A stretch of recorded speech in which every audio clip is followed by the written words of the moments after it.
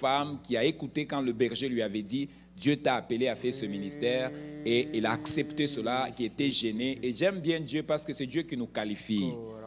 C'est Dieu qui nous qualifie. La Bible dit que Dieu prend les gens ordinaires pour le faire extraordinaire. Donc, j'ai pris que dans les jours et dans les mois qui viendront, on va te voir aller de gloire en gloire et de victoire en victoire. Que Dieu explose ce qu'il a mis en toi. Et en fait, vous ne pouvez pas être à côté du pasteur Simon et sans que vous soyez exposé à aller de gloire en gloire et de victoire en victoire. J'ai béni Dieu parce que Dieu a mis ça à moi de pouvoir exposer les gens.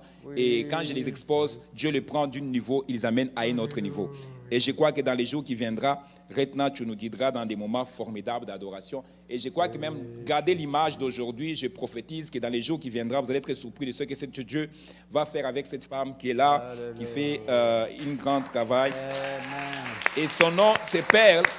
Ce n'est pas pour rien. Nous allons ouvrir nos Bibles dans le livre de Job, chapitre 42, verset 12 à 13, et nous sommes simplement en train de parler sur le 7 secrets de la réussite de Job.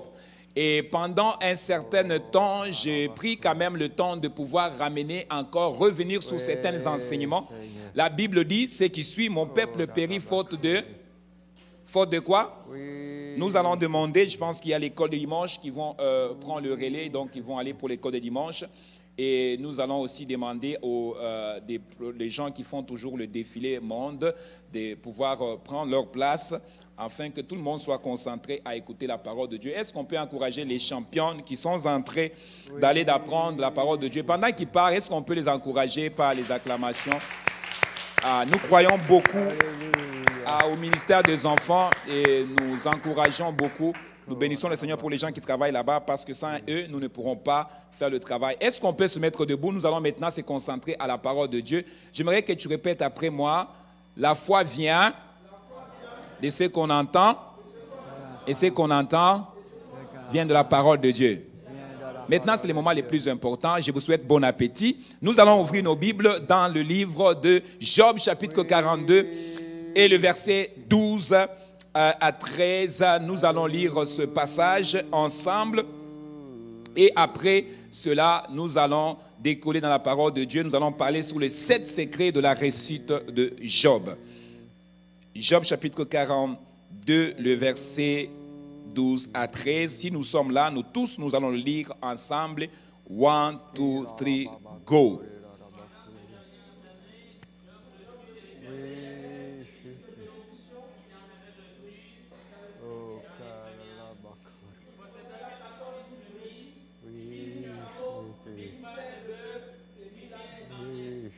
Amen. Pendant ces dernières années, Job reçut de l'Éternel plus de bénédictions qu'il n'avait reçues dans la première. Il posséda 14 000 brebis, 6 000 chameaux et 1000 paires de bœufs et 1000 ânesses et 7 fils et 3 filles. Amen. Pendant que tu vas t'asseoir, tu vas m'aider une dernière fois. Touche 3 voisins. Si tu peux te déplacer là où que tu es, tu vas les dire.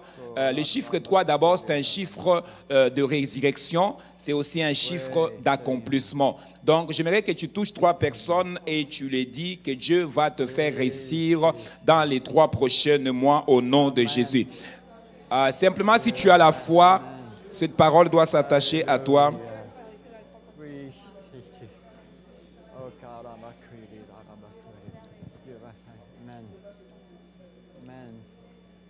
Et nous souhaitons aussi les bienvenus. Nous ne sommes pas le seul qui nous suit ce matin. Nous souhaitons les bienvenus.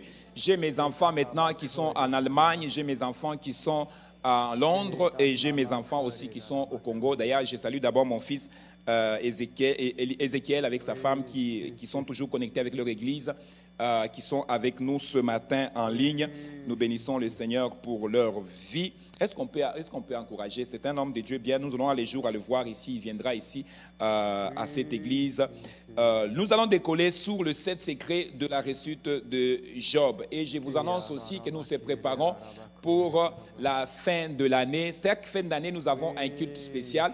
Et cette année, nous allons avoir un peu différent de toutes les années. Normalement, l'année prochaine, on était censé avoir la nuit de solution. Non, cette année, nous n'aurons pas la nuit de solution. On va avoir un gala. On va avoir un un gala. Donc, on va avoir une soirée où nous allons partager un peu de repas et nous allons aussi faire d'autres choses qui aient rapport avec la fin de l'année, les témoignages et beaucoup d'autres choses qui vont se faire pour la fin de l'année. Amen. Amen. Et est-ce que vous avez remarqué quelque chose qui a changé? On dit c'est comme si vous n'êtes pas content. Amen. Amen. Donc nous avons de nouvelles chaises à l'église. Merci Seigneur. Est-ce que vous pourrez applaudir pour vous qui a contribué pour les chaises? Amen. Je ne sais pas d'où vient cette mentalité où les gens lèvent le main dans l'église pour promettre quelque chose et puis ne le font pas. Et vraiment, j'ai pris vraiment que cette mentalité vraiment vous quitte au nom de Jésus. Et si vous le faites ici, vous le ferez aussi ailleurs. N'oubliez pas, quand vous élevez les mains dans une église, ce n'est pas devant l'église que vous avez promis, c'est devant Yahweh Yeshua Mashiach que vous avez promis. Donc, si vous n'accomplissez pas les promesses, que Dieu te poursuive jusqu'à ce que tu redonnes sa dette. Parce que ce n'est pas à une église que tu as promis, c'est à Dieu que tu as promis. Souvent, j'ai marqué les gens. D'ailleurs, même une fois, je suis allé prêcher une place où j'étais en train de prêcher et je commence seulement à prêcher et Dieu me montrait des enveloppes. Je voyais seulement des enveloppes en haut. Et puis, je ne comprenais pas. J'ai dit à Dieu, est-ce que tu veux que je fasse une offrande? Dieu m'a dit, non, non, non, non, non. Il y a des gens dans la salle qui ont ramassé des enveloppes dans des actions par-ci, par-cela. Et les enveloppes sont chez eux à la maison. Et quand j'ai commencé à parler, je voyais tout le monde regarder, en commençant à regarder en bas. Je dis, mais qu'est-ce qui se passe? Donc, il y avait des gens dans la salle qui avaient promis des églises à église. Ils ont ramassé les enveloppes et ils ont gardé ça chez eux à la maison et ils n'ont jamais accompli le vœu. La Bible dit ce qui suit. Il dit, si tu as promis à Dieu, tu as fait à Dieu un vœu, ne dois pas tarder de l'accomplir. Est-ce que vous savez ça? Ne fais pas quoi? Ne tarde pas de l'accomplir parce que c'est très important d'accomplir ce que tu as promis à Dieu. Touche ton voisin, dis, tire attention quand tu élèves la main dans une église.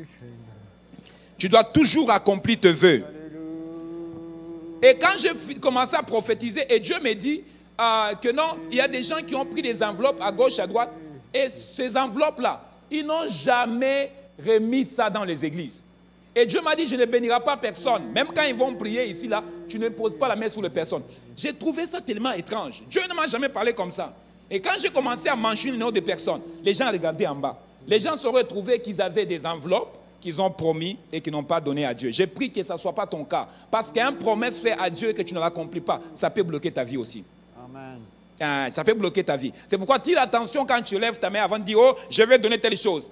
Tire attention parce que Dieu va te bénir jusqu'à ce que tu libères la chose. Là, Dieu va te bénir. Si tu ne libères pas, Dieu va t'attendre. C'est pourquoi Dieu parle à Abraham. Il dit à Abraham, donne-moi Isaac.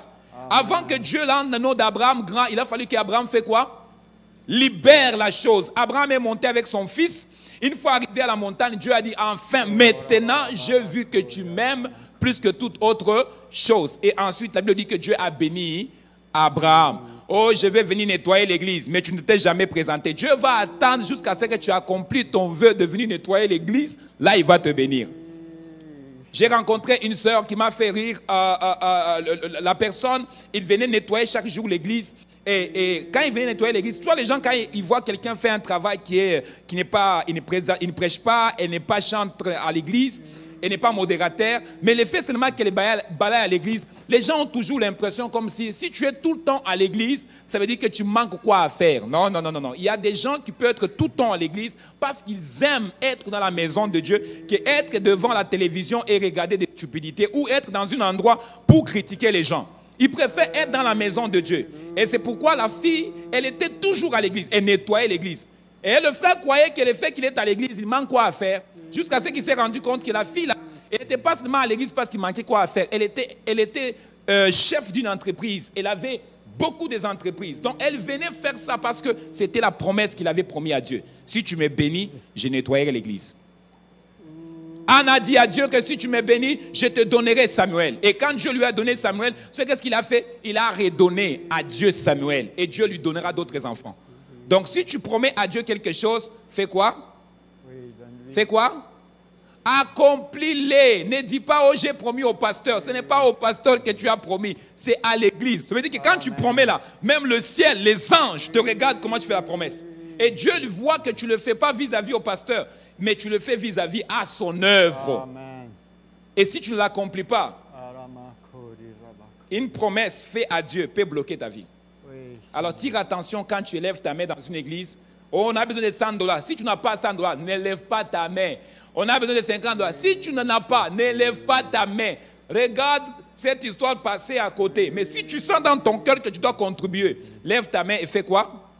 Et contribue. Et quand tu vas contribuer, un jour tu vas rappeler à Dieu, Seigneur, souviens-toi de mon offrande que j'avais fait telle place. Je te dis, j'ai vu Dieu faire des choses incroyables dans la vie de beaucoup de gens. Je vous raconte d'abord une seulement témoignage. Vous vous rappelez la sœur que nous avons, ma fille Nadine Pierre, qui est attachée du ministre de l'immigration, qui était venue ici dernièrement, il a donné une offrande et le mois qui a suivi, elle s'est mariée. Le mois qui a suivi, elle a rencontré un homme merveilleux et 3 mois plus tard, 3 mois plus tard, ils se sont mariés. Vous comprenez un peu, hein? Donc, Dieu peut faire des choses comme ça. Quand quelqu'un donne à Dieu, il a promis et il accomplit le vœu, Dieu peut exploser la vie de la personne. Et je vous encourage aujourd'hui que chaque fois que vous faites une promesse à Dieu, vous devez l'accomplir. Amen. Amen. Cette semaine, j'ai rencontré quelqu'un, il m'a dit, je ne sais pas pourquoi, il était fâché parce que j'avais communiqué dimanche passé que je vais me marier l'année prochaine. Donc, il est fâché. Et je le rencontre et puis il me dit non, il est fâché parce que j'ai communiqué à l'église que je me marie l'année prochaine. Donc je vais me marier l'année prochaine, toi tu te fâches. Tu dois te réjouir, non? Et quand je lui ai parlé, puis après je me suis rendu compte, je dis donc j'avais beaucoup d'ennemis, hein? C'est pour ça que je prends le temps de t'appeler aussi. Qui voulaient seulement que je reste célibataire, hein? L'année prochaine, prépare ta veste, repasse ta robe de soirée. Je l'ai dit l'année prochaine à la même heure, même période ici. Ma femme sera à côté de moi. La même période ici, là, ma femme va être là. Donc je l'énonce pour vous préparer, que vous ne soyez pas en surprise. Hein? L'année prochaine, à la même période, papa, pasteur, sera accompagné de maman. Et si quelqu'un vous pose la question, votre pasteur célibataire, répondez non, il n'est pas célibataire. À partir d'aujourd'hui, si quelqu'un te pose la question, votre pasteur célibataire, répondez avec audacité, il n'est plus. Il était célibataire, mais il n'est plus. J'ai dit quoi? J'ai dit quoi? Il n'est plus. Il n'est plus célibataire. Je ne suis plus célibataire. Je suis déjà pris. Je ne suis plus célibataire. J'ai déjà cloué le célibat déjà. Amen. Hallelujah. Jesus have mercy. On vous prépare pour une surprise. La première chose qui a fait que Job d'abord puisse réussir sa vie, le premier point, nous avons parlé la semaine passée, c'était la sanctification. Nous avons parlé de la sanctification dans la vie de Job. Nous allons voir cette étape qui a fait que Job a vraiment été un homme qui a réussi. Et la réussite de Job sur ce point ne consiste pas d'abord de ce que Job avait possédé, mais ça consiste d'abord de ce que Job a possédé après avoir perdu la première gloire. Amen. Je vous ai toujours dit que la première gloire, la Bible dit que la gloire de la deuxième maison, il sera toujours plus grand que la gloire de la première maison. C'est pour dire simplement que si tu as échoué dans le passé, ne te décourage pas, parce que ce que Dieu va faire avec toi, ça ne pourra pas comparer à ton passé.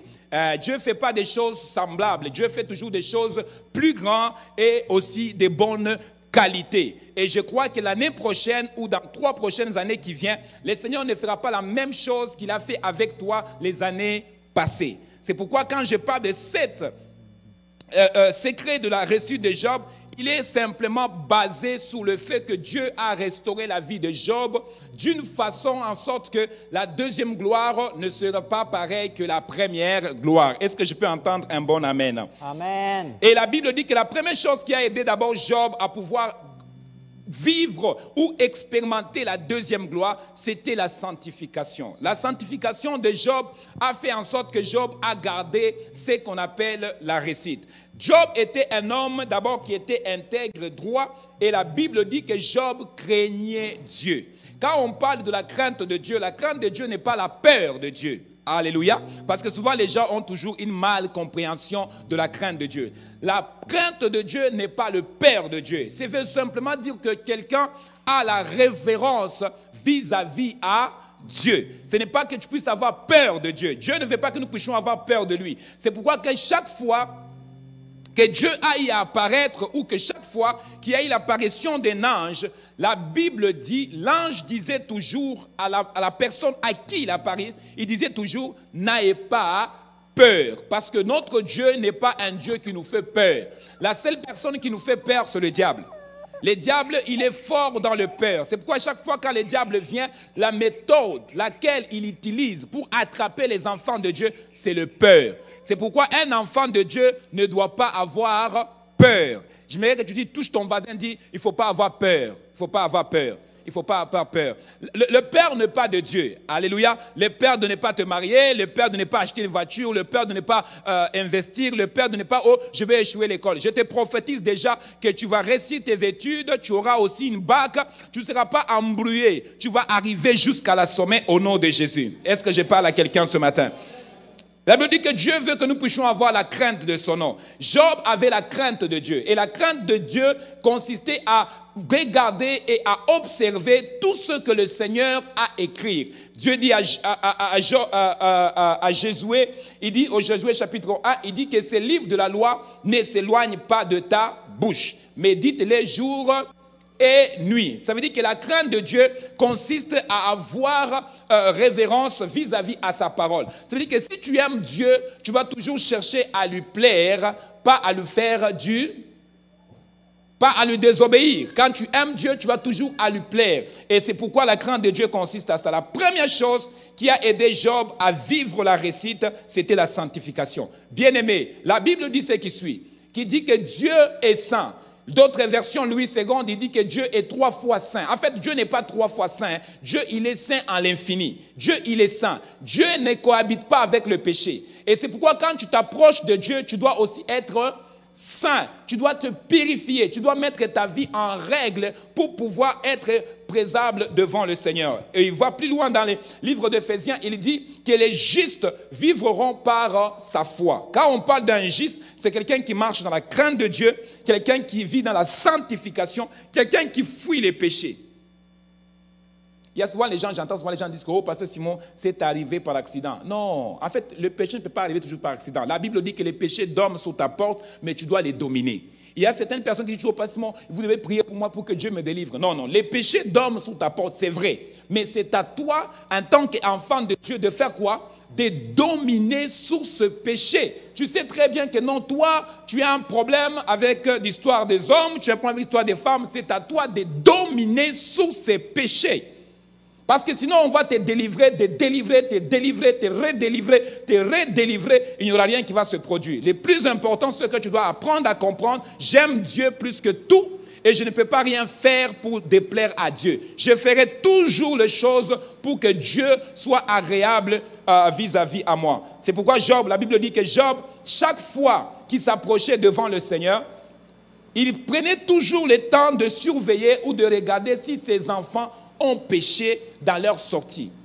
Ça, c'est vraiment remarquable. Je n'ai pas vu ça dans la famille de beaucoup de gens, où que quelqu'un peut prendre le temps d'aller demander pardon à Dieu pour ses enfants. Les enfants fêtent quelque part, mais lui, il prend le temps d'apporter ses offrandes pour dire que peut-être mes enfants, là où ils étaient, ils ont péché. Et la Bible dit que Job faisait toutes ces choses pour être en règle avec Dieu. Et la Bible dit que la première chose qui a fait que Job a réussi, d'abord, Job menait une vie de la sainteté. Nous sommes dans une génération, je vous dis la vérité, que nous avons plutôt la peur de ce que les gens vont dire, plutôt de ce que Dieu va dire à notre propos. Donc nous faisons toujours les choses pour plaire aux gens qui nous regardent et nous s'en foutons de Dieu parce qu'on sait que Dieu ne nous voit pas. Mais j'aimerais te dire aujourd'hui que si tu marches dans la droiture et que tu marches dans la crainte de Dieu, ta droiture va te payer. La crainte de Dieu va te payer. C'est sûr que je vous dis la vérité, c'est que la sanctification paye toujours à la fin.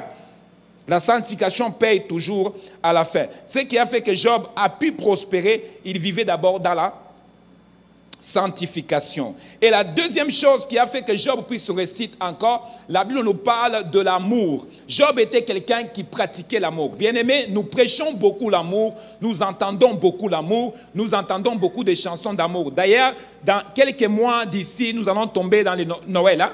Et Noël arrive. Vous allez remarquer maintenant, les gens vont commencer à chanter des chansons d'amour, même les cadeaux. Les gens vont préparer des cadeaux, même si tu n'aimais pas ton ami, mais parce que c'est Noël, tu vas quand même t'arranger qu'il reçoit quand même quelque chose de la part de toi. Et surtout dans des familles. Je vois, il y a des familles qui ne se parlent pas tous les longs de l'année. Mais les 24, ils vont s'arranger qu'un cadeau soit réchangé, question de cacher, camoufler leurs conflits et leurs problèmes. Mais la Bible nous parle ici de l'amour. Et vous devez comprendre de l'amour de de Job, l'amour de Job n'était pas simplement un amour en parole, mais c'était aussi un amour en acte. Job était quelqu'un qui pratiquait son amour en acte. Et j'avais mentionné cela la semaine passée, je suis juste en train de retourner pour ceux qui n'étaient pas là, pour juste que nous puissions être ensemble.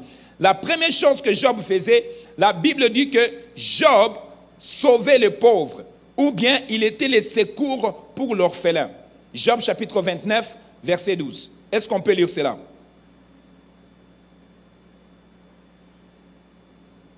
Job chapitre 12, verset... Job chapitre 29, verset 12. Job 29, verset 12. Si on est là, est-ce qu'on peut lire ça ensemble?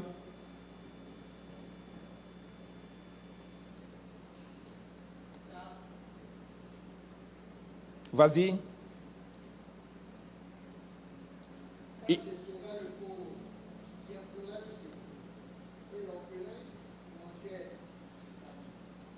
Donc, le premier niveau de l'amour que nous devons savoir d'abord, c'est que tu dois être capable de prendre soin de pauvres. En fait, la Bible dit ce qui suit. Il dit qu'il y aura toujours le pauvre parmi nous. Il y aura toujours des gens qui manquent à manger, qui manquent un habit, qui manquent quoi que ce soit. Mais Dieu dit que tu dois prendre soin de qui? De pauvres. En fait, ton amour n'est pas seulement l'amour de pouvoir chercher à vouloir... parce que je connais des gens qui parlent beaucoup d'amour, mais qui ne mettent jamais leur amour en pratique. Ici, je ne parle pas de l'amour en parole, parce qu'on est trop bon, on a des belles phrases quand il s'agit de l'amour. Je ne parle pas de ça. Mais moi, je parle ici de l'amour en pratique, parce que les chrétiens d'aujourd'hui sont trop beaucoup dans l'amour en phrase, mais on ne voit pas l'amour en pratique. Prends soin de pauvres qui est parmi vous. Prends soin de veuves. Et prends soin des orphelins. Quand on parle des orphelins, c'est quelqu'un qui n'a manque de papa, qui n'a pas de maman. Il est tout seul au monde. Et tu dois être capable de prendre le fardeau, tu dois t'en soucier de ces personnes-là. Je suis d'ailleurs allé en Afrique et nous sommes en train de travailler pour pouvoir être à mesure de prendre soin de veuves et des orphelins. Parce que c'est ça que Dieu nous a appelés aussi à faire. Notre amour ne reste pas seulement un amour en parole, mais ça doit être un amour qui met en pratique. La première chose, tu dois prendre soin des pauvres. Ton amour doit être un amour qui s'en soucie de celui qui n'a pas. Des fois, quand tu viens à l'église comme ça, tu vois un frère qui vient toujours avec une chemise rouge. Pose-lui la question, mes frères, je te vois toujours avec une chemise rouge. Il y a des personnes, ils ne sont pas capables de s'exprimer, ils ne sont pas capables de parler. Ce n'est pas parce qu'ils sont gênés de parler, mais en vérité, il n'a pas d'autre chemise. Il a juste une seule chemise. Je peux vous choquer que même au Canada, ici, il y a des gens, pas parce qu'ils sont au Canada, mais il y a des gens ici dans ce pays, ici, ils n'ont pas l'argent pour aller acheter les habits. Toi, tu as ton garde-robe rempli et puis tu pousses. Tu as une garde-robe de chaussures. Tu as un magasin de chaussures chez toi à la maison, mais il y a des gens qui n'ont même pas de chaussures. Donc, il y a des gens dans ce pays ici qui manquent aussi à manger. Vous croyez que tout le monde au Canada mange, mais je peux vous choquer qu'il y a des gens dans ce pays ici, ils manquent à manger. Il y a des enfants qui partent à l'école le matin, qui n'ont pas le déjeuner. Ici au Canada, et je précise même ici à Trois-Rivières, il y a des gens qui manquent même les manteaux d'hiver. Donc, ce n'est pas tout le monde qui ont... On est au Canada, on est en abondance. Il y a des gens qui sont dans ce pays ici, ils manquent à manger. Ils ont passé quasiment toute la semaine, ils ont bu seulement la soupe. Pas parce qu'ils voulaient se mettre au jeûne ou au régime, c'est parce qu'ils n'ont pas à manger. Mais toi, tu manges des pizzas chaque jour, tu jettes toujours aux poubelles. Tes poubelles sont remplies de la nourriture que tu ne finis jamais. Prends soin de pauvres. Quand tu vois quelqu'un autour de toi, en fait, l'amour ne doit pas être seulement en parole, doit être aussi en parole. Être capable de discerner les besoins de vos frères ou sœurs qui sont autour de vous et de pouvoir venir en aide. Un des problèmes que l'Église a aujourd'hui, c'est que l'Église a beaucoup développé les charismes de la prière, mais l'Église n'a pas développé les charismes de mettre en pratique. Après avoir prié, maintenant travaillons. Nous prions beaucoup, mais quand on agit pour l'œuvre, nous ne le faisons pas. Nous prions beaucoup, quand il s'agit de mettre cela en pratique, on n'est pas capable. Mais je prie que tu puisses être la personne qui ne va pas seulement parler de l'amour, mais qui va mettre l'amour en pratique. C'était quand la dernière fois que tu t'es préoccupé de celui qui n'avait pas à manger? C'était quand la dernière fois? La deuxième chose qui a fait l'amour de Job, Job prenait soin des pauvres. Et la deuxième, la Bible dit que Job était l'œil de l'aveugle. Il était les pieds du boiteux. Job chapitre 29, versets 15 à 16.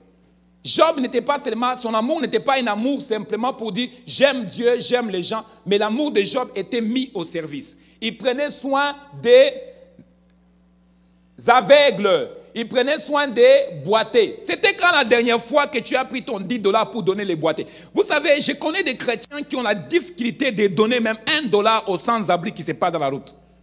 J'ai même entendu un chrétien qui m'a dit, à moi, pasteur Simon, dans la voiture, il m'a dit, je ne peux pas lui donner l'argent. On le paye les bourrassa. Il reçoit l'argent du gouvernement. Et il gaspille. Waouh! Waouh!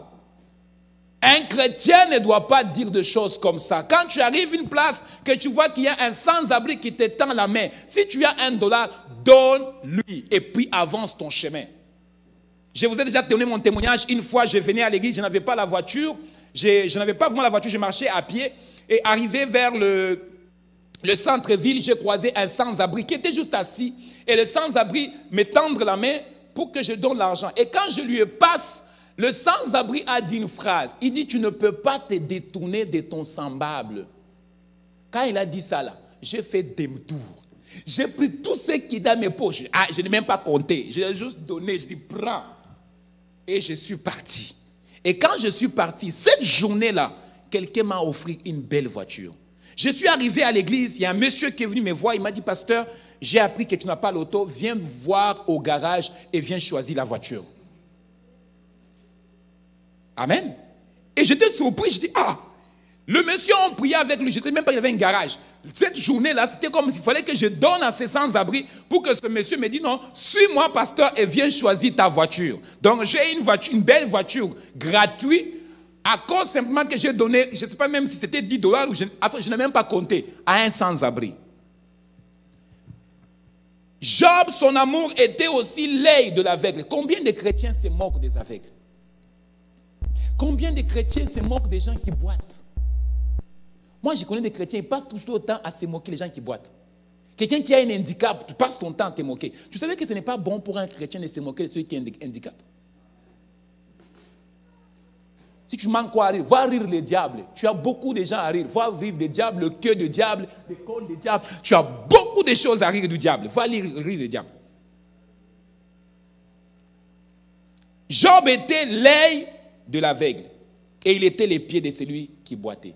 Et Job n'était pas seulement cela, mais il était le père de ceux qui n'avaient pas de père. C'était quand la dernière fois que tu t'es occupé d'une personne? Vous savez, il ne faut pas seulement être des chrétiens qui donnent quand les gens vous demandent, mais vous devez être aussi capable de discerner les besoins des gens et aller les aider. Ce n'est pas seulement les jours de Noël que tu vas faire un panier pour aller donner à une maman qui en manque. Tu peux faire ce panier dans la semaine. Quand tu fais des achats, tu peux calculer tes achats pour dire non, non, aujourd'hui je vais bénir cette maman-là. Il ne t'a pas demandé, mais tu prépares. Mais la maman en question, deux fois tu le vois venir à l'église, elle est bien habillée, mais dans son frigo, il n'y a rien. Mais quand tu viens avec un sac comme ça, il dit, waouh ma fille, tu viens simplement de répondre à ma prière. Job était quelqu'un qui faisait quoi? Qui mettait son amour en pratique.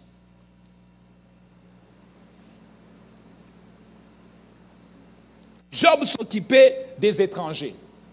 Son amour n'était pas seulement un amour en parole, mais son amour était un amour qui est démontré. Il était qui prenait soin des pauvres et les veuves et les orphelins. Il était l'œil de l'aveugle et il prenait soin aussi des boités. Il était le père pour ceux qui n'avaient pas le père. Mais on n'était pas seulement là. La Bible dit que Job prenait aussi soin de passagers. Les gens qui ne savaient pas, qui n'avaient pas une place pour dormir. Combien de fois tu as reçu les gens chez toi à la maison pour dormir chez toi à la maison?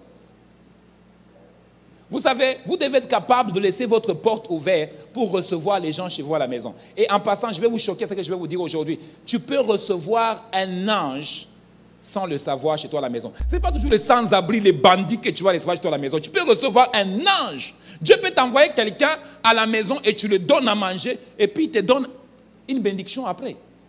C'est dans le cas d'Abraham. Abraham a reçu des anges.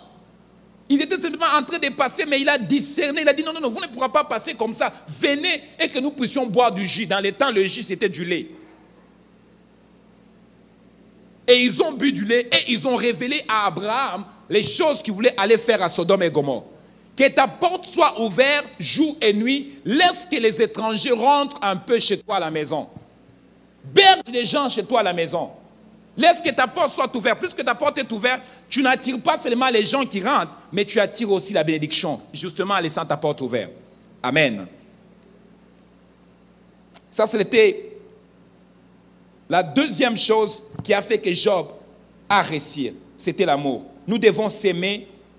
L'une des choses qui a fait la force d'abord de l'Église primitive, la Bible dit que ce qui a fait la force de l'Église, c'était l'unité, mais aussi c'était la charité. Ils étaient capables de vendre leurs biens et d'amener l'argent aux pieds des apôtres. Et la Bible dit que les apôtres distribuaient à chacun selon ce besoin. Est-ce qu'en 2019, nous pourrons faire cela? Je vais demander ici à l'église, une fois, j'ai dit, nous devons acheter les chaises. Les chaises nous a coûté 4 000 $. 4 000 $. Dans cette église, nous sommes, si je compte tout le monde qui vient ici, nous sommes plus de 100 personnes qui viennent dans cette église ici. Je me suis posé la question, 4 000 $? On a fait plus de quoi? Un mois pour 4 000 $? Il y a même d'autres qui ont promis 500, ils sont disparus. D'autres qui ont promis 100, ils sont disparus. D'autres qui ont promis 200, ils sont disparus. Et maintenant, les gens commencent à faire quoi? Quand ils voient les pasteurs. Ah, pasteur, je vais venir ce dimanche, je vais venir. Je ne t'ai pas rien dit. Je te dis seulement bonjour, mon frère. Les gens qui ont promis, qui ont disparu. 4 000 $. 4 000 $ pour ramasser 52 chaises. 4 000 $. Les gens ont disparu. Maintenant, quand on va dire maintenant, on veut acheter les bâtiments. On va dire, on laisse tout seul avec sa vision. Hein. Nous, on ne sera pas là. On ne sera pas là. Mais quand je suis revenu ici, on a ramassé 1200, 1300 $ d'après un mois avec les bouteilles.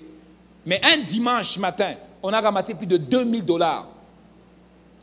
2000 $ est sorti un dimanche matin. Mais ça nous a pris au moins un mois pour ramasser 1300 $. Et aujourd'hui, nous avons les chaises. Mais je crois que nous pourrons faire plus que ça dans les jours qui viennent. Et tout ça commence aussi par l'amour. La Bible dit que quand vous aimez l'œuvre de Dieu, vous êtes prêts pour l'œuvre de Dieu. Quand vous aimez l'œuvre de Dieu, vous êtes prêts pour l'œuvre de Dieu. Et la troisième chose qui a aidé Job à pouvoir réussir, il était quelqu'un qui vivait dans l'amour, qui pratiquait son amour. Et l'amour de Job n'était pas seulement quand Dieu lui a béni. Job a gardé la même attitude même quand il était pauvre. La deuxième gloire sera plus grande que le premier. Ton attitude ne doit pas changer parce que Dieu ne t'a pas encore béni. Reste le même quand tu es pauvre et quand tu vas être riche. Est-ce que je parle à quelqu'un? Est-ce que je parle à quelqu'un? Touche ton voisin, dis que ton attitude ne doit pas changer. Ton attitude ne doit pas changer. Quand tu es riche et quand tu es pauvre. La troisième chose qui a fait que Job a réussi, la Bible dit que Job était un homme qui a persévéré. Job a persévéré. Job a été d'abord qui vivait dans la sanctification. Ensuite, Job était quelqu'un qui vivait dans l'amour. Et la troisième, Job était un homme qui persévérait. La persévérance. La persévérance de Job était dans deux niveaux. Et j'aimerais bien, par la grâce du Seigneur, comme c'est comme une étude que je suis en train de donner, la persévérance de Job était dans deux niveaux. La première chose, Job a persévéré même quand tout le monde lui a tourné le dos.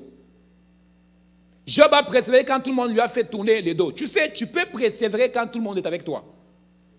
Tu peux persévérer. Quand tu as des gens qui te disent, vas-y, ça va aller. Là, tu peux persévérer. Mais quand tu n'as pas personne derrière toi pour te dire, vas-y, allez. Là, ça va mal. Hein? Mais Job a persévéré. Malgré que tout le monde lui a abandonné, la Bible dit que les biens qu'il avait, tout ce qu'il avait, il a tout perdu. Et les gens qui étaient autour de lui commençaient même à lui accuser faussement des choses. Mais malgré toutes ces choses-là, Job a persévéré. Il n'a pas abandonné. Amen. Et la persévérance de Job, je viens préciser, il n'a pas seulement persévéré dans des choses qu'il était en train de faire, mais il a persévéré dans la relation qu'il avait avec Dieu. Tu sais, quand tu aimes Dieu, tu ne vas pas seulement aimer Dieu quand les choses vont bien. Tu dois aussi apprendre à aimer Dieu même quand les choses vont mal. Et je vous dis tout de suite, le secret pour arriver à la sommeil avec Dieu, tu dois aussi apprendre à compter à 100% sur Dieu qui est sur les gens. La Bible dit que maudit soit l'homme qui se confie à... Maudit soit l'homme qui se confie à... Tu as besoin des hommes pour arriver là où Dieu t'a appelé. Mais Dieu ne veut pas que tu mettes toute ta confiance à l'homme. Tu as besoin de l'homme pour atteindre ton but. Mais Dieu ne veut pas que tu mettes ta confiance à l'homme. Dieu veut que tu mettes ta confiance en lui.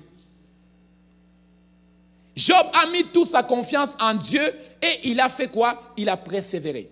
Il n'a pas regardé en arrière, il a persévéré. Au point où que même sa femme, sa chère femme, sa femme, son chéri, celui qui a porté les serments les jours de mariage, il dit, je serai avec toi jusqu'à ce que la mort nous sépare.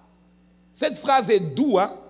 Les jours de mariage, les gens ne prennent pas le temps de vraiment dire cette phrase-là. Les gens le disent vite. Il faut commencer à peser la phrase. Je serai avec toi jusqu'à ce que la mort nous sépare. Wow! C'est beau parce qu'on vous a coiffé les cheveux. C'est beau parce que vous êtes habillé en veste. C'est beau parce qu'il y a des caméras qui vous regardent. C'est beau parce que vos amis sont là. Enfin, tu es marié. Mais pèse quand même la phrase. Jusqu'à ce que la mort nous sépare.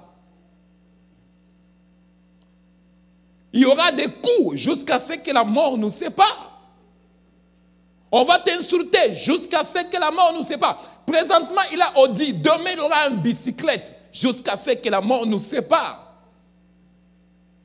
Aujourd'hui, tu manges dans les restaurants, mais demain, vous êtes obligé de demander l'argent de ta maman chaque jour. Jusqu'à ce que la mort nous sépare. Les gens pensent que quand on dit jusqu'à ce que la mort nous sépare, ils pensent que tout va toujours être rose. Il y a des jours où il n'y aura pas de rose.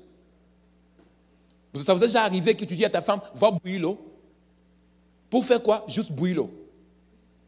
Juste bouillir l'eau. Chérie, j'ai trop bouilli. Bouillir toujours encore. Dieu va pouvoir. Tu as envie de dire que si j'avais marié mon ami de l'école, je pourrais être peut-être mieux que lui. Mais les jours des serments de mariage, tu disais, jusqu'à ce que la mort nous sépare. Jusqu'à ce que la mort. C'est pourquoi je pose la question. Prends ton temps avant de dire, oui, je le veux. Ce n'est pas un corps dans ton cou, mais c'est une responsabilité dans ton cou. C'est facile de débarrasser la responsabilité. Oh, je vais juste te débarrasser. Mais le ciel, quand tu as dit oui, je le veux, le ciel te regarde. Les anges te regardaient aussi. Tu dois persévérer. Tu ne persévères pas seulement quand les choses vont bien. C'est pourquoi aujourd'hui nous avons des problèmes de mentalité de 2019. Les gens courent simplement sur ce qui brille. Mais ils ne prennent pas le temps de surveiller. Est-ce que c'est de l'or ou c'est des plaqués? Quand ils se rendent compte que c'était juste des plastiques, ils courent vite. De la même façon qu'il a couru quand ça brillait, c'est la même façon qu'il va courir pour laisser ça. Tu dois persévérer. Tu dois persévérer quand les choses vont mal. Je vois des gens qui commencent un programme à l'école. Au bout de 2 mois, parce qu'il n'a pas eu de soutien, il abandonne. Et en passant, c'est un conseil gratuit que je te donne. Si tu as commencé le programme pour devenir médecin, n'abandonne pas cela. Continue, c'est comme un rêve. Tu dois persévérer jusqu'à ce que tu l'obtiens. Même si tu n'as pas les encouragements des gens autour de toi, tu dois persévérer jusqu'à ce que tu l'obtiens. En fait, en passant, les gens qui persévèrent, ce sont les gens qui ont toujours les meilleurs résultats à la fin. Job a persévéré. Et la persévérance de Job n'était pas seulement quand Job était béni. Tu sais aussi, tu peux être une personne qui est courageuse quand tu es béni.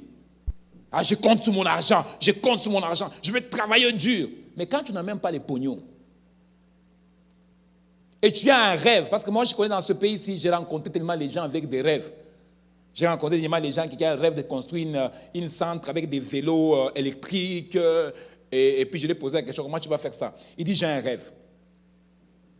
Et il a écrit tout son rêve sur un papier. Il veut construire une entreprise avec des vélos électriques. Je dis, waouh! Combien d'années que tu as? Ça fait 20 ans qu'il a le même rêve. Je ne vais pas abandonner. Il dit, non, je n'abandonnerai pas. Un jour, je vais construire une entreprise avec des vélos électriques. Tu persévères même quand tu n'as pas l'argent. Tu persévères. Tu gardes ta tête haute même quand tu n'as pas l'argent. Quand même tu n'as pas l'encouragement des personnes, tu persévères. Ce qui a fait que Job a pu aller plus loin. La Bible dit bien que Job a persévéré malgré que sa femme venait le voir pour dire « Maudit Dieu et puis que tu puisses mourir ». Job a persévéré. Combien de gens aujourd'hui qui n'ont pas obtenu la bénédiction de Dieu parce qu'ils n'ont pas persévéré? Dieu peut te permettre que tu traverses dans le désert parce qu'il sait que le désert est important pour chaque enfant de Dieu. Dans le désert, Dieu ne travaille pas seulement notre caractère, mais Dieu nous prépare aussi pour que nous soyons en mesure de gérer bien la bénédiction que Dieu va nous donner. Donc le désert n'est pas seulement si mauvais que ça. Le désert est bon, il y a des scorpions pour te piquer, pour que tu sois un peu plus fort et t'habituer à certains poisons dans le désert. Quand je parle de poison ici, je ne parle pas seulement de poison qui va te tuer. C'est-à-dire que Dieu te passe dans le désert pour te former à t'habituer à certaines insultes. Au point où que ton corps ne va plus englober certaines paroles. Quand ça rentre, ça te tape, ça sort. Le désert est très important. Mais quand tu es dans le désert, quelle attitude que tu dois prendre quand tu es dans le désert? Persévérer. Et comment tu vas persévérer? Job a persévéré même quand il n'avait pas l'encouragement de personne. Et la deuxième chose qui a fait que Job a persévéré dans les moments où il était, parce qu'il a gardé toujours son attitude d'un adorateur. Maintenant, je vais vous poser la question. Vous savez qu'il y a beaucoup de gens qui adorent le Seigneur seulement quand les choses vont bien? Tu dois aussi être capable d'adorer le Seigneur quand tout le monde autour de toi n'est pas avec toi. Tu dois être capable d'adorer le Seigneur quand toute chose autour de toi va mal. Adore Dieu quand même tu sais qu'on vient simplement de te mettre dehors de ton travail. Une fois, je me rappelle, il y a quelques années en arrière, j'étais en train de préparer une prédication.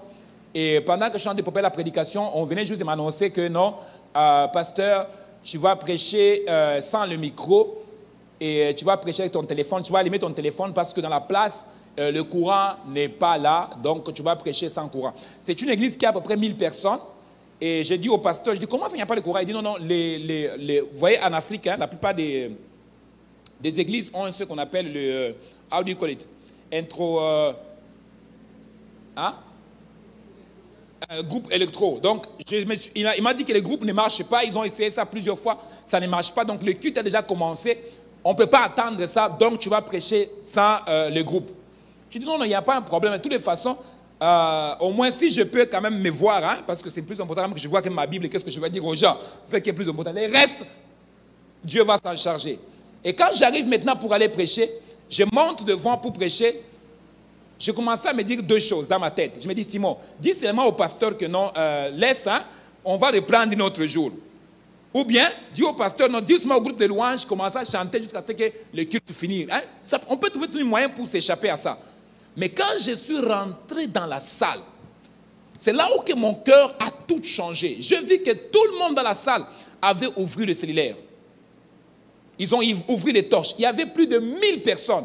Et la salle était éclairée par le téléphone. La salle était éclairée par le téléphone. Et quand j'ai monté sur le stage, j'ai pris ma Bible. Je ne sais pas, mes larmes commençaient seulement à couler tout seul de voir la persévérance de ces gens qui se sont déplacés d'ailleurs même de loin pour venir à ces séminaires-là. Et ils ont pris le temps d'ouvrir leur téléphone. Moi, je croyais qu'ils vont partir parce qu'il n'y a pas de courant. Mais ils sont restés parce qu'il y avait quelque chose de la part de Dieu dans leur vie. Bien-aimés, est-ce que nous pourrons persévérer comme ça pour notre miracle? Ici au Canada, c'est suffit seulement qu'il y a le tempête de neige. Tu ne viendras pas à l'église. Il suffit seulement qu'il y a la pluie avec l'ouragan.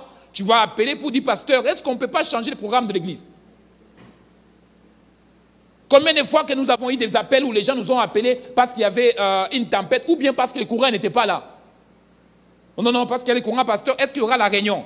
Mais je me rappelle, un 31 décembre, nous avons le premier nuit de solution que nous avons fait ici. Je suis venu ici à l'église, il était vers 20h et j'étais dehors. J'ai entendu la salle ici, à l'autre côté. Les gens chantaient, mais il n'y avait pas le courant. Est-ce que vous vous rappelez de ça?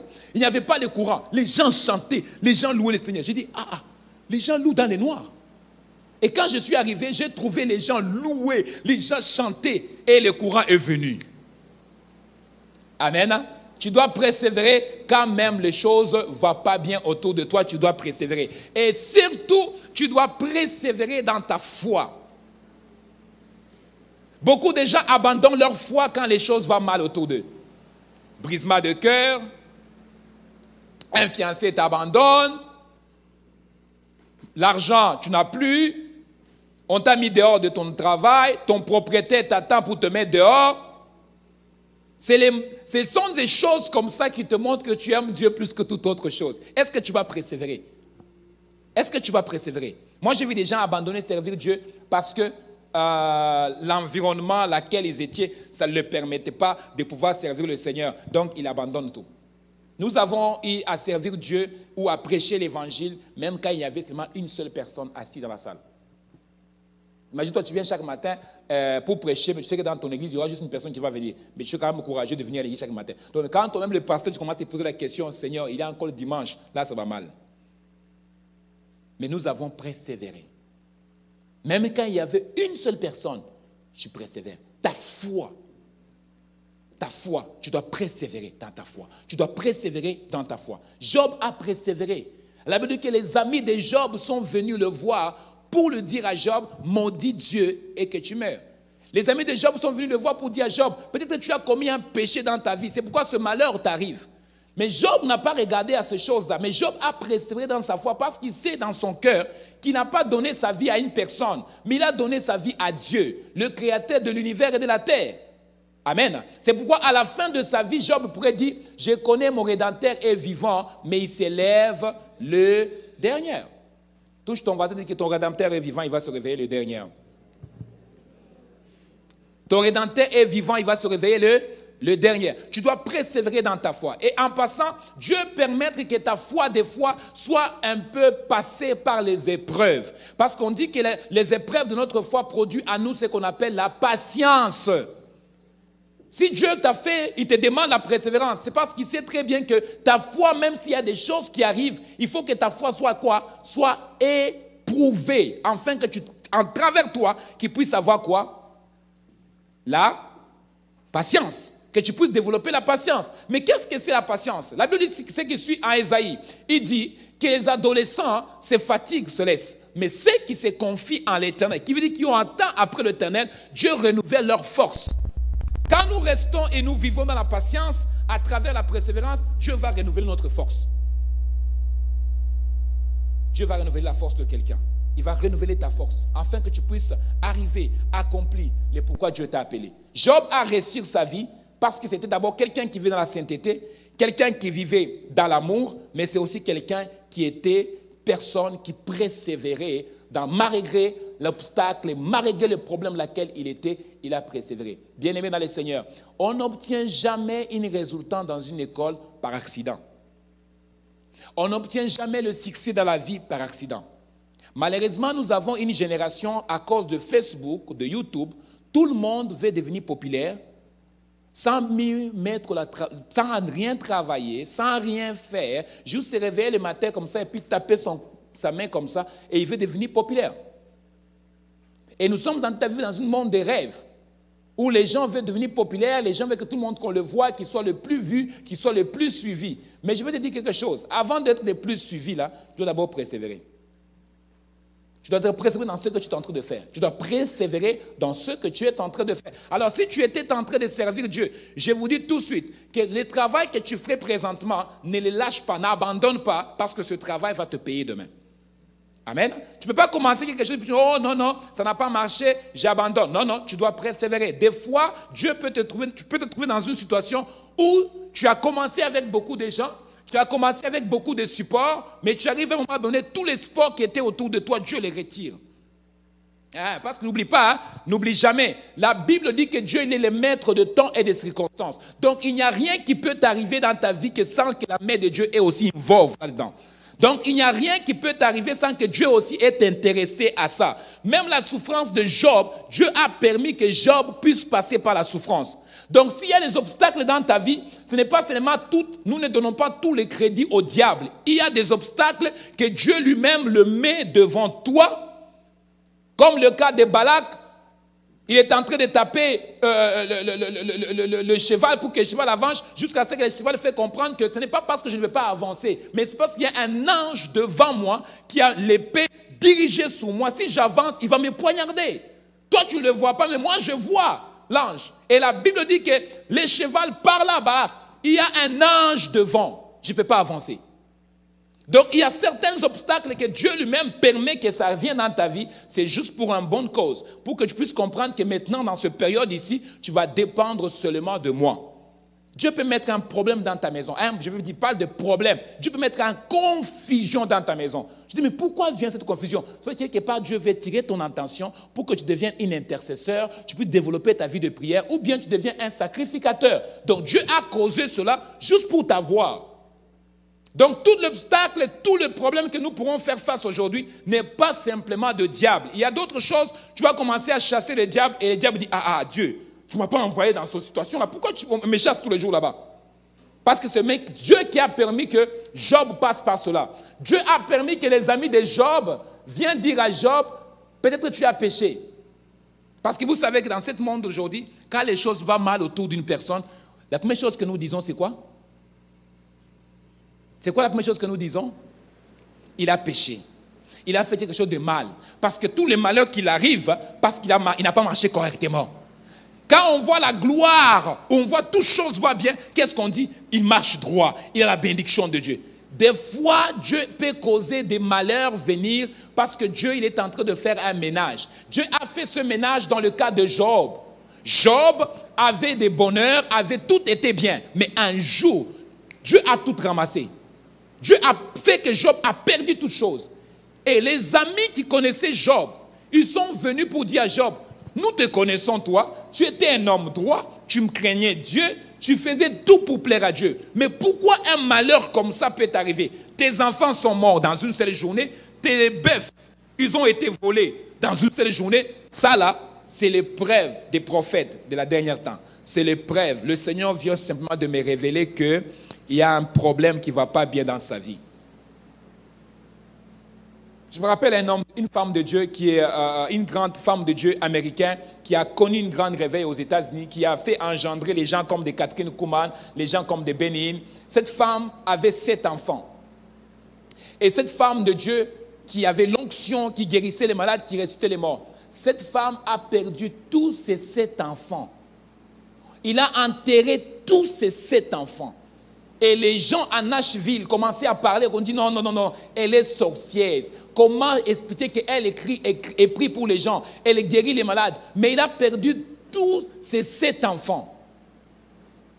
Parce que Dieu a permis cela. C'est Dieu qui a permis cela. C'est pourquoi Job pourrait dire, le Seigneur a donné, le Seigneur a repris, que son nom soit fait quoi? Que son nom soit béni. Nous avons peut-être connu Dieu, seulement qu'il y a un Dieu qui donne. Mais on n'a pas connu un Dieu qui ne nous donne pas. Il y a des fois, Dieu peut nous donner et puis il les récupère aussi. Et pourquoi il fait ça? Il veut voir que si ton amour est un amour sincère, il veut voir si ton engagement est un engagement sincère. Il y a des gens qui aiment Dieu seulement pour les bénédictions. Quand Dieu ne les bénit pas, il change les endroits. Dieu m'a béni. Non, il n'est pas là. Il y a même des gens qui examinent. Peut-être ce n'est pas à l'église où que je suis. Peut-être ce n'est pas là où il y a la bénédiction. Je dois aller à une autre place. Il y a des gens qui examinent tout. Une fois, quelqu'un m'a fait glisser un mot. Il m'a dit... parce que les gens sont toujours tendance à blâmer quelqu'un d'autre quand sa vie va mal. Là, il m'a dit, j'ai donné ma dîme, mon offrande, et puis on m'a chassé au travail. Ça se peut que le fait qu'on ne m'a pas donné la promotion au travail, ça veut dire que peut-être le pasteur n'est pas correct, c'est pourquoi on m'a chassé au travail. Il a donné sa dîme, et on l'a chassé du travail. Donc, pour la personne, il fallait que quand il donne sa dîme, il fallait que Dieu automatiquement le bénisse. Dieu n'est pas un guichet machine. Il y a des gens qui ne donnent pas leur dîme, mais Dieu les bénit pareil. Vous êtes d'accord avec moi? Il y a des gens qui ne donnent pas leur dîme, Dieu multiplie par leur argent. Donc, ça n'a rien à voir que tu donnes ta dîme au pasteur et puis Dieu qui expose. C'est un principe biblique que tu as juste à respecter, c'est tout. Ça n'a rien à voir avec les pasteurs à qui tu donnes ta dîme. Oh, je donne ma dîme et puis moi je travaille. Mais l'autre il n'a pas donné sa dîme. On a prié pour elle hier. Il a eu 5 emplois. Il fallait maintenant qu'elle-même choisisse où il va aller travailler. Quand un homme échoue, il aime toujours blâmer quelqu'un d'autre. Quand un homme ne réussit pas sa vie, il va mettre ses fautes. Oh, c'est à cause de mon ex. Oh, c'est à cause de mon ami. C'est à cause de tel. Pourquoi je n'ai pas réussi? En fait, Dieu peut permettre certaines situations parce que Dieu ne partage jamais sa gloire avec personne. Alléluia. Dieu ne partage jamais sa gloire avec personne. Il y a des histoires que Dieu peut encaistrer parce qu'il veut que sa gloire revienne à lui. Nous avons connu Dieu là où on n'avait pas de chaussures. Nous avons connu Dieu là où on avait seulement une seule pantalon. Il fallait prendre la même pantalon, tu les laves et tu l'attends jusqu'à ce que ça sèche pour que tu ailles prêcher à un autre endroit. Nous avons connu des moments où, avant d'aller prêcher, il fallait que tu prends le pantalon. Il est noir, mais tellement que tu l'as tellement trop lavé, les pantalons deviennent blancs. Mais pour les garder encore noirs, tu dois prendre maintenant les bougies. Vous voyez les bougies? Vous connaissez quoi les bougies, non? Hein? Tu prends les bougies et tu passes par-dessus et tu repasses. Il va devenir encore noir. Nous avons connu ces choses-là. Nous avons connu où il faut aller prêcher, tu attends qu'une autre frère vienne avec les chaussures. Donc tu l'attends, quand il va venir, vous portez 9-9. Donc quand il arrive et il enlève ses chaussures, il te donne, là tu portes tes chaussures, tu cires. Ce n'est pas tes chaussures, tu l'as apprêté. Mais parce qu'on t'a invité à une place pour aller prêcher. Et quand tu prêches, tu tires attention que les gens ne viennent pas. Vous voyez, nous sommes des gens qui opèrent avec des onctions, tout ça. Alors quand tu pries pour les gens tombent. Donc tu tires attention que les gens ne te tiennent pas dans ton pantalon parce que ça peut risquer que ça se déchire. Mais pourquoi Dieu a permis ces choses-là? Dieu a permis ces choses-là pour nous former, que nous ne puissions pas être attachés à des matériels. C'est pourquoi aujourd'hui, je ne peux pas garder mon garde-robe un an. Pourquoi? Il y a des gens qui en ont aussi besoin. Je vide mon garde-robe au complet. Chaque année, je le vide au complet. Je donne toutes mes vestes, je donne toutes mes chaussures, parce que je sais que Dieu va me les donner encore. Je ne suis pas attaché à ces choses-là. Toi, tu gardes. Oh, mon habit là, ça fait longtemps, ça fait 2 ans que je n'ai pas porté. Là, tu vas les porter encore. C'est nouveau. Non, il est dans mon garde-robe. Mais il faisait quoi dans ton garde-robe pendant qu'il y avait quelqu'un qui est dans les besoins? Va prendre et va les donner. J'étais allé une fois à Regina, je suis allé visiter une église à Regina, et quand j'étais allé prêcher, j'ai fini de prêcher, on m'a invité dans une famille pour aller prier pour quelqu'un, et quand je suis arrivé dans cette famille-là, j'ai rencontré une sœur qui m'a fait tellement rire. Il m'a dit, pasteur, chez moi, j'ai tellement de chaussures, je ne peux pas l'aider. Et sa maman m'a dit, oui, effectivement, elle a une chambre réservée seulement pour les chaussures. Je blague. Moi, je suis trop curieux. Je vais aller voir une chambre réservée pour les chaussures. Et quand je suis arrivé là-bas, je rentre dans la chambre. Effectivement, il avait une chambre réservée pour les chaussures. Il y a un rangé seulement les sandales. Il y a un rangé seulement les gougounes. Il y a un rangé seulement les chaussures de sport qui est un peu pas sport normal. Il y a d'autres rangées, c'est les chaussures de sport Nike, Adidas. Hein? Et l'autre rangée, c'est les talons hauts. Quand je suis sauté dans cette chambre-là, j'ai dit à la sœur, j'ai dit que Dieu te délivre aujourd'hui. Donc, elle a transformé sa chambre en un magasin. Elle a des sacs de Gucci. J'ai dit, mais tu vas aller avec ça où? Oui, quand tu vas mourir là, les gens vont se servir comme un magasin. Hein? Et vous devez comprendre que quand nous parlons de la persévérance de notre foi, ne consiste pas simplement à persévérer quand les choses vont bien. Tu dois apprendre à persévérer quand les choses vont mal. Je vais toujours poser la question, si je ne me suis pas persévéré quand j'étais encore au pays, si je n'ai pas persévéré dans les choses du Seigneur, si je ne suis pas où je suis là aujourd'hui. Je suis retourné au pays, quand j'étais au pays dernièrement, je suis retourné au pays, j'ai vu des gens que j'ai amenés au Seigneur. Je me suis dit, waouh, le Seigneur m'a tiré une place qui était impossible aux hommes, mais c'était possible à Dieu. Mais pourquoi? Parce que j'ai gardé ma foi et j'ai persévéré. Amen. Oh, quelqu'un m'a abandonné, quelqu'un m'a laissé, ma vie va s'arrêter là. D'abord, même, je condamne les gens qui se suicident parce que quelqu'un lui a brisé le cœur.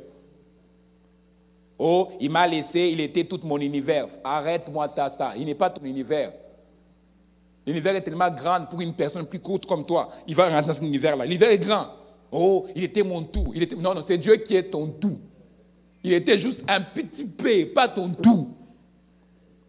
Et c'est comme ça que nous voyons les gens qui prennent les couteaux. Oh, l'amour de ma vie est pion. Hey, moi, je vais les manger. Moi. Je ne veux pas me suicider. Les gens qui se suicident pour des choses bêtes. Ils passent des jours à pleurer, des semaines. Ils font la dépression. Tu fais la dépression pour une personne qui mange du foufou.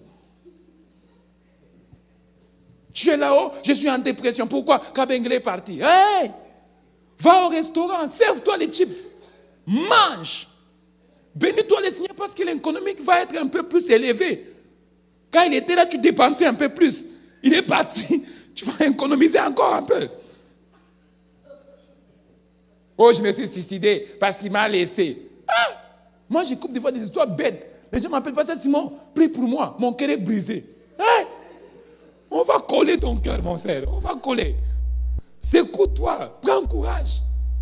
Comme je Jésus, prends courage. Et en passant le courage là, on ne te donnera pas comme l'onction. Prends-le toi-même. Ramasse ton courage. Secoue-toi. Tu vas t'en sortir. Oh, moi, j'ai essayé de travail et tout ça. Non, il y a des choses, il ne faut pas pleurer. L'hiver arrive, hein, le nombre de suicides va se lever. Oh, je me suicide parce que je suis le seul chez moi à la maison. Noël arrive, il n'y a personne pour passer Noël. Noël, c'est tous les jours comme tous les jours. Va au magasin, achète un indenne, et puis mets des bougies autour de toi, et puis chante Noël, Noël, ça va passer. Pourquoi tu vas te suicider parce que Noël est arrivé? Oh, Noël, Noël c'est l'amour, je suis tout seul. Tu as toujours été tout seul, non?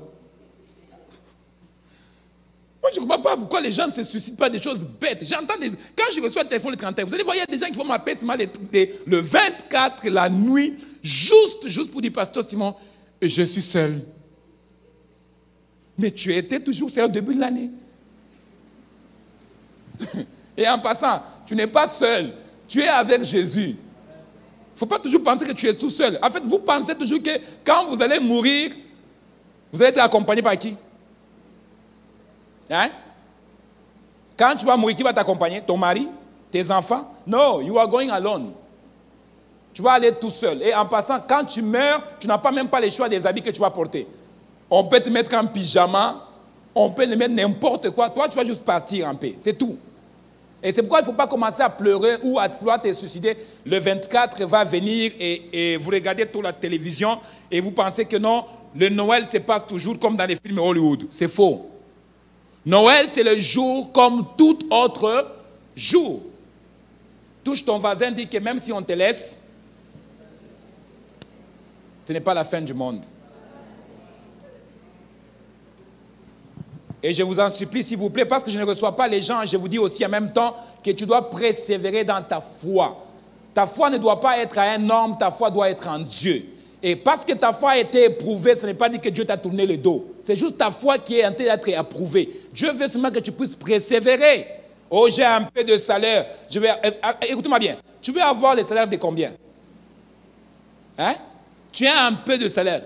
Ce salaire que tu as, il est suffisamment pour que tu gères ton budget. En fait, Dieu n'est pas fou. Dieu ne peut pas donner 1 million pendant qu'il sait que tu as la difficulté avec $100. Tu vas gaspiller. Oh, Dieu me bénit, je vais devenir millionnaire. Dieu commence doucement. Il commence d'abord par 200, 300. Tu peux rester dans les 200 et tu descends encore dans 250. Dieu te coince, il calcule. Tout ce que tu dépenses est calculé par le ciel. Et puis après, Dieu voit que tu es un bon gesteur. Tu gères bien le peu. Dieu commence à ajouter maintenant. Petit à petit. Parce qu'il sait que quand tu seras millionnaire, tu ne vas pas fuir l'église, tu ne vas pas fuir les pasteurs. Il y a des gens qui sont devenus millionnaires. C'est que je vous dis la vérité. Hein?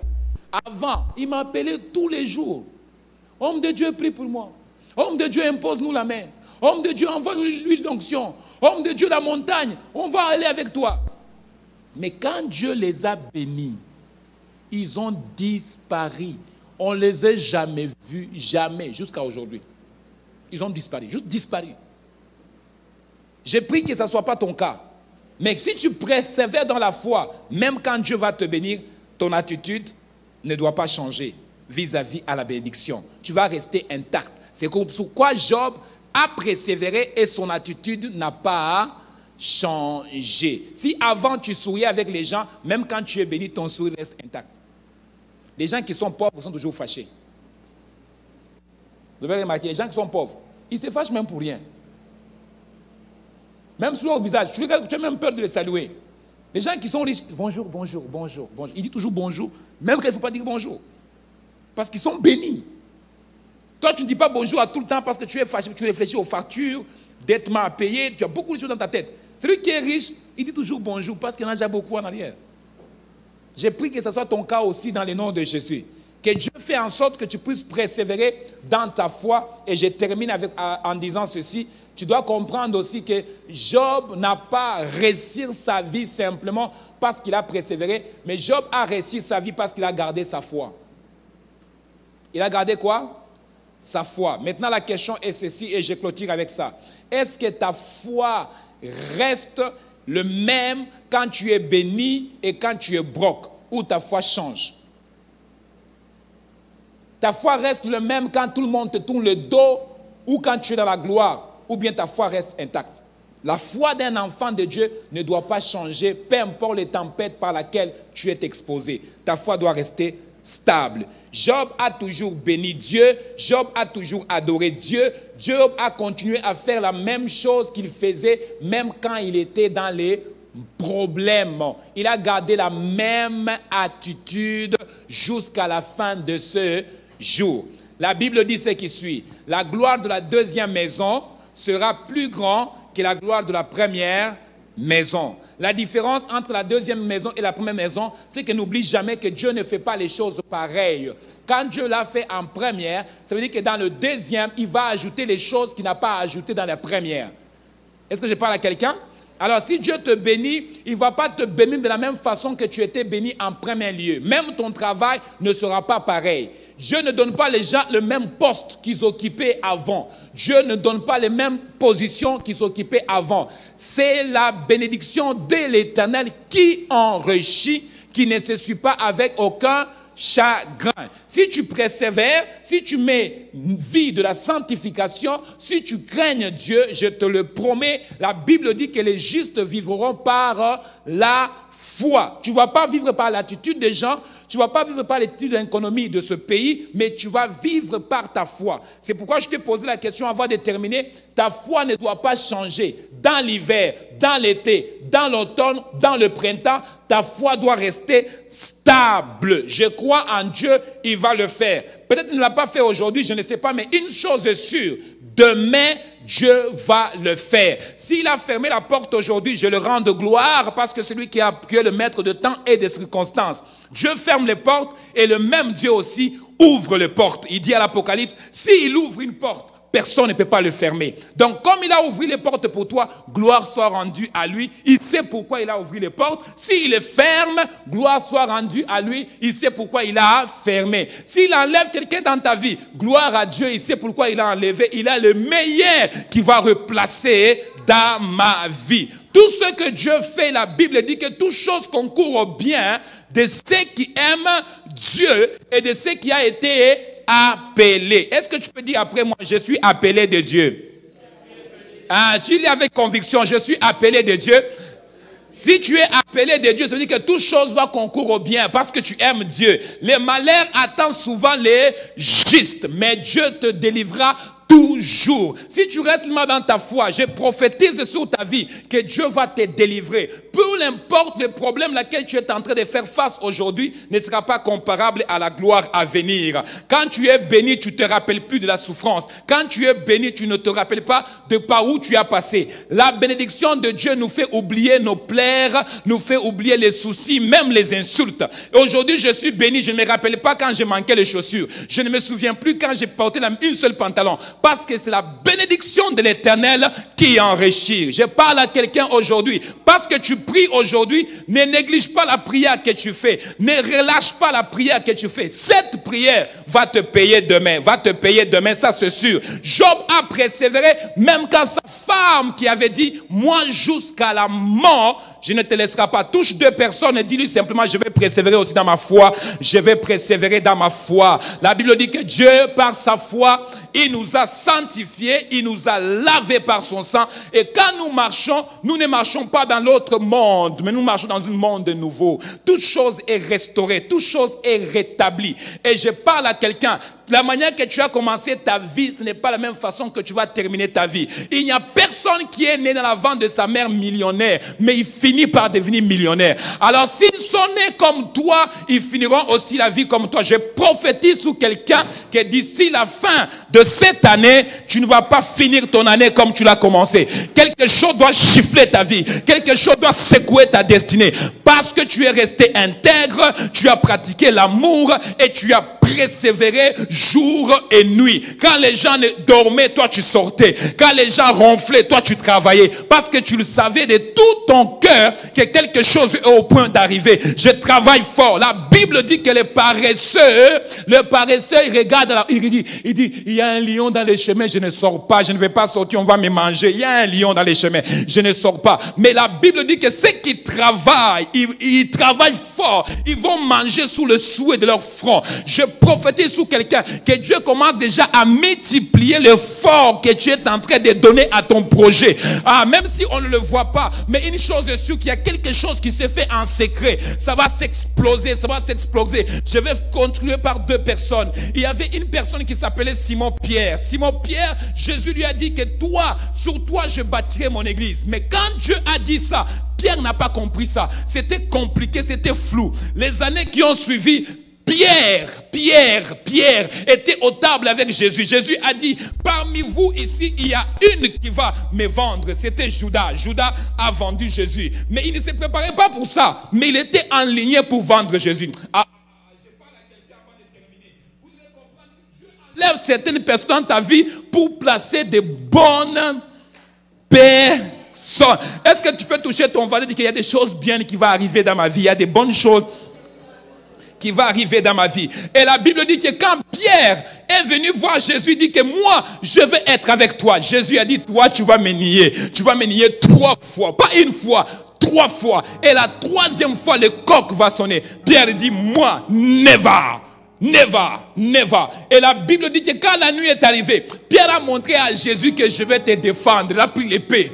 Il a attaqué les soldats, il a coupé l'oreille. Il dit, Jésus, je t'avais dit, je vais être avec toi. Jésus dit, toi, bientôt, tu vas me nier 3 fois. Et quand la Bible dit, j'aime bien la Bible, il dit que Jésus a pris l'oreille des soldats. Il a recollé l'oreille. L'oreille est retournée intacte. Pierre, il dit, moi j'ai coupé pour défendre, mais Jésus a collé. Parce que Jésus, il est les restaurateurs de cœur qui sont brisés. J'annonce à quelqu'un que si ton cœur a été brisé, Jésus est capable de le coller sans trace. Oh, mon cœur est brisé, on m'a blessé trop, on m'a trop brisé. Jésus, il est le restaurateur de bridge. Il rend le pays habitable. Donc, si ton cœur était brisé, donne-les à Jésus. Il va les réparer. Il te donnera un homme, une femme meilleure. Parce qu'il est le restaurateur de cœur brisé. Et la Bible dit que Pierre, quand il a entendu cela, Pierre a dit non, je vais rester toujours là parce que j'ai promis de rester avec Jésus. Mais la nuit arrive. On a commencé à fouetter Jésus. On a commencé à traiter mal Jésus. Tous les disciples ont pris fuite. Mais il y avait une personne qui n'a pas fui. Il est resté, son nom c'est Pierre. Pierre est resté avec Jésus. Et la Bible dit que la nuit arrive. Les gens commencent à pouvoir se rapprocher de Pierre pour dire à Pierre, tu ressembles à Jésus avec tes barbes. Pierre dit, moi? Non, vous vous trompez. Moi, avec Jésus, jamais. D'ailleurs, même, je ne le connais pas, ce gars-là. Et la Bible dit que Pierre se retrouve à un autre groupe de personnes. Et les gens disent, toi là, je te voyais, tu étais celui qui était le garde des corps de Jésus. Il dit, moi, je n'ai jamais été à côté de lui. Moi et lui, c'est la première fois d'abord que je vois ces messieurs-là. 2e fois. Et la 3e fois, il y avait des femmes qui étaient en train de parler de Jésus de Nazareth. Et quand ils ont vu Pierre venir se réchauffer, parce que la température, dans les périodes où on a enterré Jésus, c'était vers le automne. Il faisait froid. Et Pierre arrive là pour se réchauffer. La femme dit, lui aussi était avec Jésus.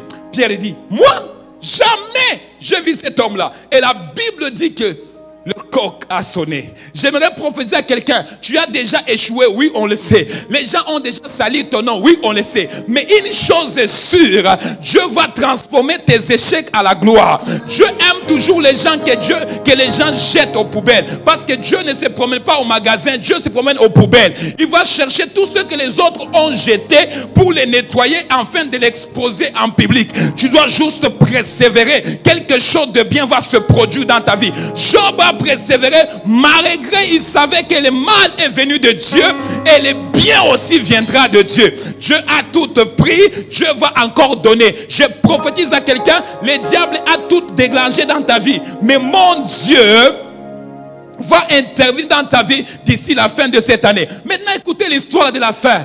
À la fin de l'histoire, c'est le même Pierre qui a nié Jésus 3 fois.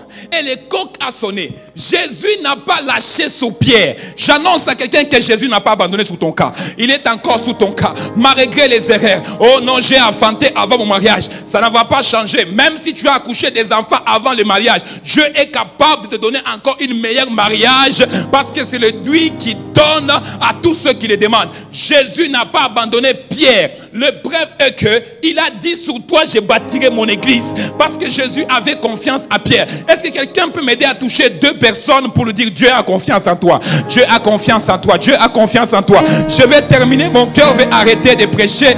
Mais j'aimerais seulement dire à quelqu'un que non, Dieu dit a confiance en toi. Ah, touche-lui bien. Dis que Dieu a confiance en toi. Il te fait confiance. Il te fait confiance. Même quand les gens ne te font pas confiance. Mais Dieu te fait confiance.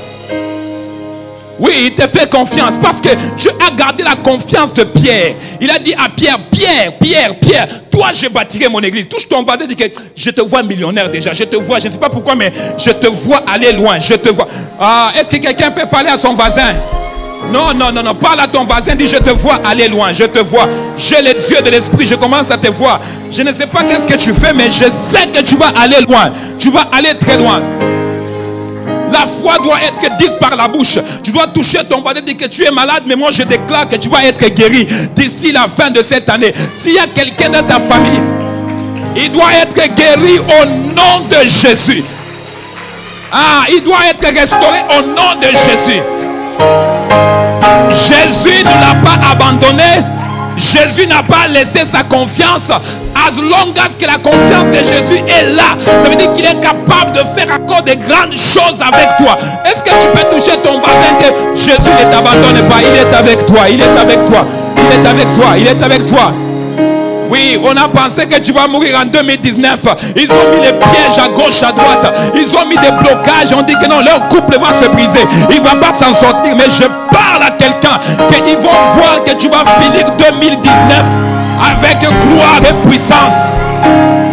Tu ne mourras pas cette année. Ce n'est pas encore le temps de mourir. Tu touches ton voisin, dis voisin, tu es jeune pour mourir. Tu es trop jeune pour mourir. Jésus n'avait pas perdu confiance à Pierre. Il a dit que Pierre, c'est toi qui bâtiras l'église. Je parle aux 4 millionnaires dans cette église. Je parle aux 5 millionnaires. Ah, Bill Gates ne s'est pas réveillé seulement le matin et puis devient millionnaire. Il a commencé quelque part dans une garage. Il a commencé quelque part dans une place qu'on vendait l'informatique. Il a commencé quelque part. Il a commencé quelque part jusqu'à ce qu'un jour Bill Gates il sort avec des grandes lunettes. Il se distingue pour créer un ordinateur qu'on appelle Windows. Laisse que les gens te moquent parce que tu es comme tu es aujourd'hui. Mais qu'ils ne savent pas que demain, on ne sait pas les futurs Tonkaki. On ne sait pas les futurs McDonald's. On ne sait pas qui va avoir la franchise. On ne sait pas. Tout le monde écrira l'histoire. Tout le monde parlera à ton sujet. Ah, le frère là, il était avec nous. Hein. D'ailleurs, même, je le côtoyais. Il était mon ami. Mais aujourd'hui, c'est lui le star. Hein. C'est lui le star. C'est lui le numéro 1. C'est lui le numéro 1. C'est lui le top 1. Et c'est pourquoi je dis aux gens que quand ta bénédiction va venir, ta bénédiction va faire que d'autres personnes vont même se fâcher à ton sujet. Ah, mais pourquoi il est béni? Pierre, Jésus n'a pas abandonné. Jésus n'a pas abandonné. Jésus a dit à Pierre, sur toi je bâtirai mon église. Et je vous dis tout de suite que Dieu garde sa parole. Et la Bible dit que tous ceux qui sont de la bouche de Dieu, sa main l'accomplit. Pierre, il arrive à la fin. Les jours de la Pentecôte, la Bible dit que la maison était remplie. Je sens même que la maison était remplie. La présence de Dieu. Et quand la maison était remplie, la Bible dit qu'il y a eu une flamme de feu qui a descendu sur chaque des personnes qui étaient là. Le Saint-Esprit, ce qui est bien avec le Saint-Esprit, ce n'est pas seulement une force, mais c'est une puissance. Et quand il était rempli, la Bible dit que la maison dans laquelle ils étaient 120 personnes. La maison commençait à trembler. Et j'aime bien une maison qui est secouée par la présence de Dieu. Quand tu es secoué par la présence de Dieu, même tes voisins doivent savoir que cette femme, elle prie. Elle prie, elle prie. Parce que la maison qui est remplie d'esprit de Dieu, c'est une maison qui bouge. Qui bouge. Et la Bible dit que les jours de la Pentecôte, ils étaient 120 unis dans la même place. Je termine pour dire simplement que le Saint-Esprit a saisi le 120. Mais sur les 120, il n'y avait pas personne qui avait le courage de sortir. Tout le monde parlait en langue. Personne sortait. Mais il y a juste un qui a compris que je suis Pierre. J'ai nié Jésus 3 fois, oui, mais ça ne change pas l'opinion de Jésus sur mon cas. Mais je reste Pierre. Il a dit, sur moi, l'église doit être bâtie. Sur les 120 personnes, quelque chose bouillonnait à Pierre. Ça bouillonnait. Et la Bible dit que Pierre sort dehors. Sur les 120, mais c'est Pierre qui est sorti. Je parle à quelqu'un, vous pourrez naître dans votre famille, vous êtes 7, mais toi tu vas sortir. Vous pourrez être 5, mais toi tu vas sortir. Et en passant, dans chaque famille, il y a toujours un Joseph. Il ne peut pas avoir 2 Joseph, il y en a juste un. C'est pourquoi dans une famille, il y a toujours une étoile qui brille plus que les autres étoiles. Et je prophétise sur quelqu'un qui est ici. C'est ton étoile à toi qui doit briller plus que les autres étoiles. Ah, si tu le crois, tu peux te lever et dire, oh, dis un bon amen. Parce qu'il ne peut pas avoir 2 Joseph. Dieu n'est pas un Dieu de la confusion, mes chers. Si Dieu avait fait en sorte que Joseph sorte de cette famille, parce que Dieu voulait faire de Joseph la source de bénédiction pour les 11. Dieu t'a choisi toi parce qu'il sait que de toi, tous les autres béniront le Seigneur à ton cas. Il faut qu'il y ait un Joseph qui va quitter les autres personnes. Il faut qu'il y ait un Joseph qui va renaître l'espoir dans la famille. Il faut qu'il y ait un Joseph qui va renaître la confiance dans la famille. Il faut qu'il y ait un Joseph qui va renaître la foi dans la famille. Il y a d'autres qui ne croient plus en Dieu dans la famille. Mais toi tu es le Joseph parce que les autres vont croire que la prophétie est vraie. Parce que tu es le Joseph de ta famille. J'ai fait les beignes et puis je ne sais pas si ça va donner quelque chose. Fais-les les beignes. Fais-les bien. Mets les plastiques. Mets ton nom sous dessus. Commence à faire la distribution tranquillement. Néglige pas ce que Dieu va faire avec toi parce que Dieu est en train de vouloir reproduire une entreprise. Tu ne sais jamais que demain tu vas t'appeler McDonald's. Demain on peut aussi t'appeler Tim Hortons. Parce que Tim Hortons c'est une personne qui a décidé de faire des beignets comme vos beignets africains. Et il a mis seulement le logo Tim Hortons. Et avec des cafés. Et aujourd'hui nous ne pourrons pas s'en passer, hein, n'est-ce pas? Quand on part, on est fatigué, on s'arrête où? À Tim Hortons. Tim Hortons c'est le nom de quelqu'un. Tu es le Joseph. Touche une personne, dit que tu es le Joseph. Je vois les Joseph en toi. Je vois les Joseph. Je vois les Joseph. Je vois les Joseph en toi. Tu es Joseph. Tu es Joseph. Tu es Joseph de ta famille. Il faut que tu commences à te dire ça devant ton miroir. Que l'étoile de ma tête doit briller. L'étoile de ma tête doit briller. Et je prophétise sur quelqu'un. Si ton étoile était sombre, mais avant la fin de cette culte, que ton étoile soit claire. La Bible dit que Jésus, quand il était né, il était distingué par une étoile. L'étoile de Jésus brillait que toutes les autres étoiles. Il était capable de guider les 3 messes. Mais je parle que ton étoile à toi va briller tellement que même si les gens sont au village, sont capables de voir que non, c'est Marc qui est là. Marc est déjà. L'étoile doit briller. Quand tu deviens populaire, tu ne deviens pas populaire seulement pour ta chambre. Tu deviens populaire pour tout le monde entier. Tu deviens le sujet de placotage pour tout le monde. Parce qu'une étoile qui est placée en haut de la montagne, tout le monde le voit. Que Dieu t'établit en haut de la montagne, que les nations voient la personne que tu es. Ah, je prophétise à une personne ce matin. Il y a des dimanches, mais c'est dimanche que Dieu éclaire ton étoile. La Bible dit que Pierre est sorti. Mais Pierre qui est sorti, il n'est pas sorti comme tout le monde. Il a persévéré. Il a dit non, c'était moi que Jésus avait dit. Il a dit c'était moi que Jésus avait dit que l'église sera bâtie. Il s'est bâti ensuite. Il dit que j'ai reçu des prophéties. Qu'on a dit que je serai pasteur. Je serai un grand homme de Dieu. Je serai une grande femme d'affaires. Je dois sortir, je dois sortir, je dois sortir. Je sors de mon coquille. Les gens doivent voir l'homme que je suis devenu. Et la Bible dit que Pierre est sorti. Mais j'aime bien Pierre. Parce que Pierre n'a pas prêché. Il a dit arrêtez de parler. Les hommes qui sont là, ils ne sont pas sourds. Mais ils sont juste remplis du Saint-Esprit. Ce qui a été prophétisé. Mais la fin m'intéresse. La Bible dit que les jours-là, il y a eu 3000 personnes qui se sont converties. Comment ça 3000 personnes? Jésus n'a pas converti 3000 personnes. Mais Pierre a converti 3000 personnes.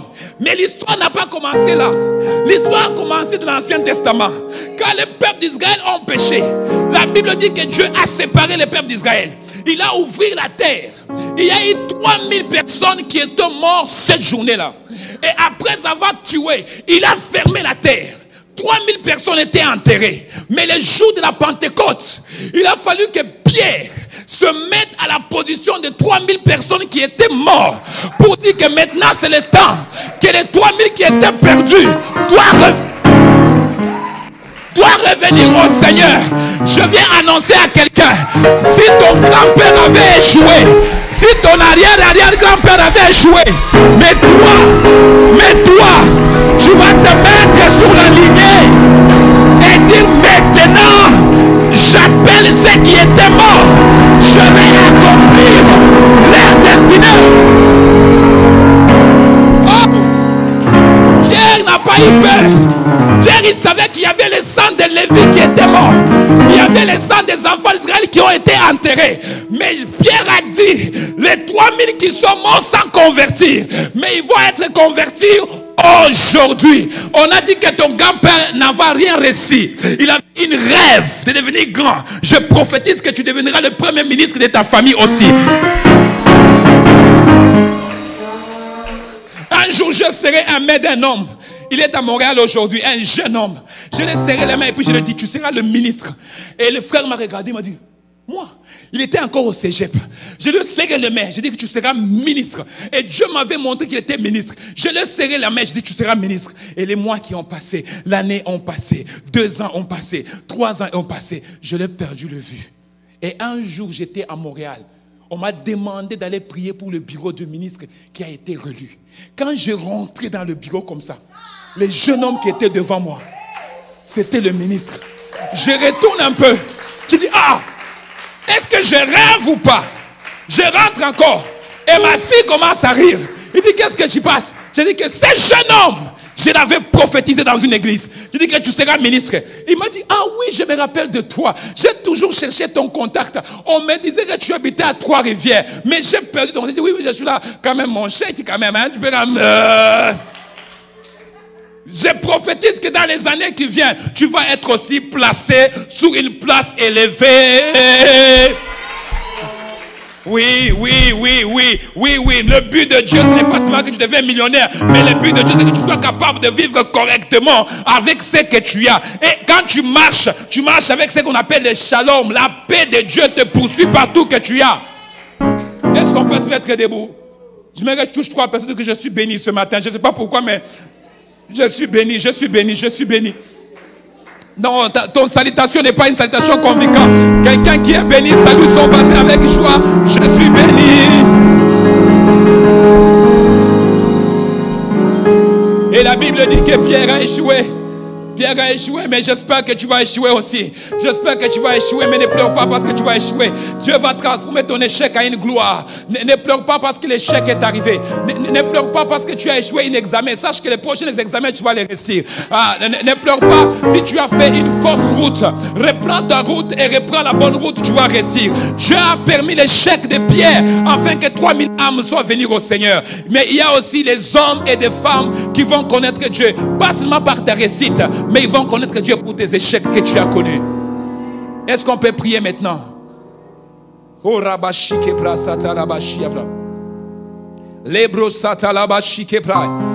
à prier là où tu es. Commence à prier. Lève ta main.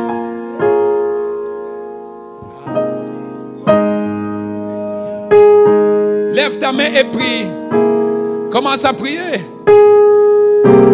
Commence à prier là où tu es. Alléluia.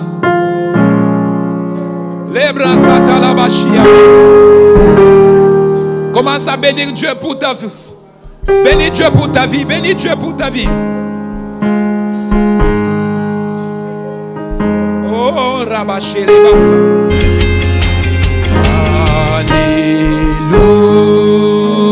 Alléluia.